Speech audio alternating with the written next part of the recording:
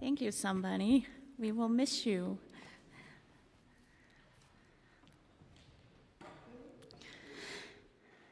So a struggle for me sometimes is trusting God. I don't know if I'm the only one, but because I want to do things myself.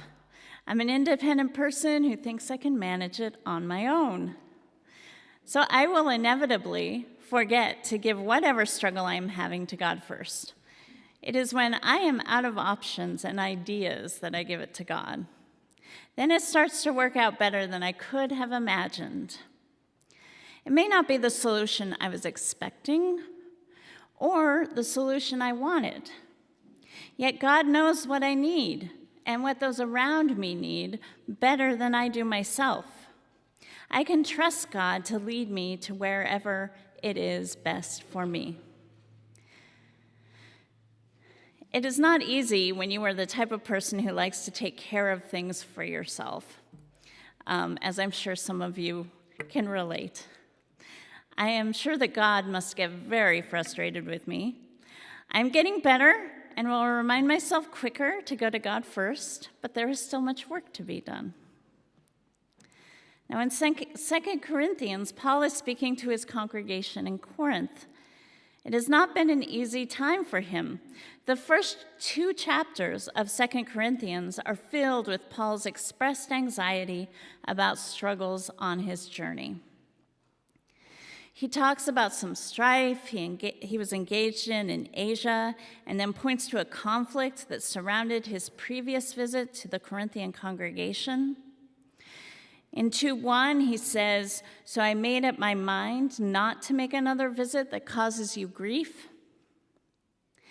Yet he very quickly turns to hope in chapters 3 and 4. Our reading from today starts at chapter 4, verse 13. But just as we have the same spirit of faith that is in accordance with Scripture, I believed, and so I spoke. We also believe, and therefore we also speak. Here, he is quoting Psalm 116:10, which the NRSVU translates as, "I kept my faith even when I said." The theologian N.T. Wright says that by quoting this psalm, Paul is trying to express the mood of that particular writing to his listeners.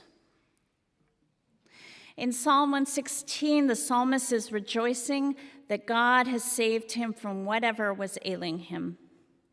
It says in 116, 1-2, "I love the Lord because he has heard my voice and my supplications. Because he inclined his ear to me, therefore I will call on him as long as I live." Then in verses 8-10, "For you have delivered my soul from death, my eyes from tears, my feet from stumbling. I walked before the Lord in the land of the living. I kept my faith even when I said, I am greatly afflicted." The psalmist cries out to God, knowing he can, knowing God will hear and deliver him. Just as the psalmist speaks of deliverance, Paul speaks of deliverance as well in our reading from today. He speaks of God's saving power in Jesus. He encourages us to remember that we have the same spirit of faith as the psalmist and reminds us to put our faith in the risen Christ. In verse 14, he says, "Because we know that the one who raised Jesus will also raise us with Jesus and will present us with you in his presence."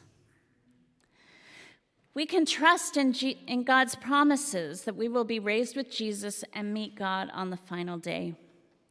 Until then, we will have struggles throughout life. And Paul basically says that is a guarantee, especially when we are doing God's work.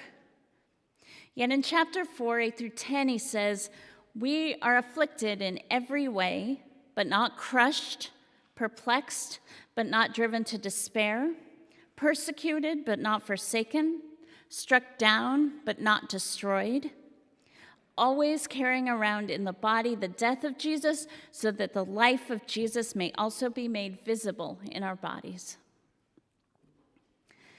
Until the time we are in God's presence, we will face struggles and afflictions, but as he says, we are persecuted but not forsaken, struck down but not destroyed. God is with us through it all, and we carry both Christ's death and life in our body. By that, he means that suffering is part of the deal when we are apostles of Christ, and yet we also carry his life and resurrection with us daily. In addition, Paul does not want us to dismiss or devalue the body. There is not a strict separation of body-spirit for Paul.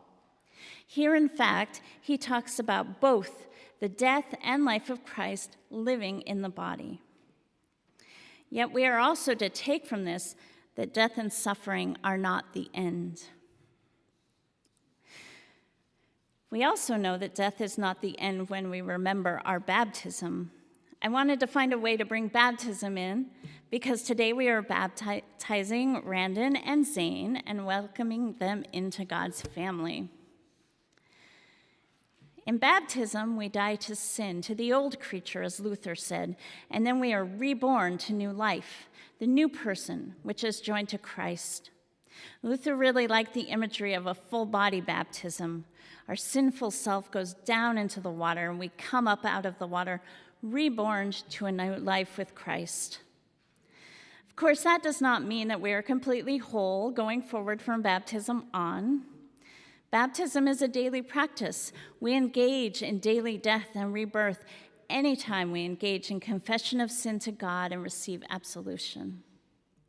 So baptism is the beginning to an eternal walk with God.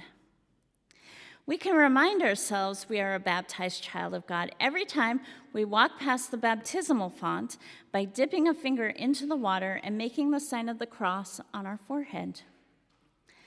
Baptism does not guarantee a life free of suffering, sin, or illness, yet it does assure us of God's love and faithfulness to us. And as Paul shows us in today's reading, oftentimes doing God's work brings struggles. Wherever the struggles come from, we know we can count on God to be there with us through it all. And we can go to God with anything: sadness, anxiety, grief, sin, sickness, despair, anger, whatever hardships we are enduring. And right now, as Pastor Lori was talking about, we're struggling with grief at the loss of her, at her leaving. And we'll be experiencing joy with a new pastor coming. And God can help us through all of that. Paul says, do not lose heart. Because while outwardly we are wasting away, yet inwardly we are being renewed day by day. Now keep in mind that this, again, is not a Greek philosophical understanding of the bad body and the good spirit. Rather, it can be thought of in a rabbinical understanding of good or bad, where Paul changed the terms so that his Greek hearers would understand better. In other words, the old creature, the term Luther used, which is a sinful creature, is wasting away, while the new person joined to Christ is being renewed day by day. We do not need to lose heart because we can count on God to help us through our struggles and know that she is on the job. She is renewing us every day to make us better, helping us toward wholeness and toward building a stronger relationship with her. So I would like to end with part of the psalm from today because it reminds us of God's love for us. If you, O Lord, should mark iniquities, Lord, who could stand? But there is forgiveness with you, so that you may be revered. I wait for the Lord, my soul waits, and in her word I hope.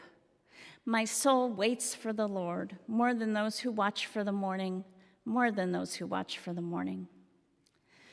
O Israel, hope in the Lord, for with the Lord there is steadfast love, and with her is great power to redeem. It is she who will redeem Israel from all its iniquities. And finally, I want to welcome Randon and Zane into the community of God. We are so glad you are part of St. Andrew.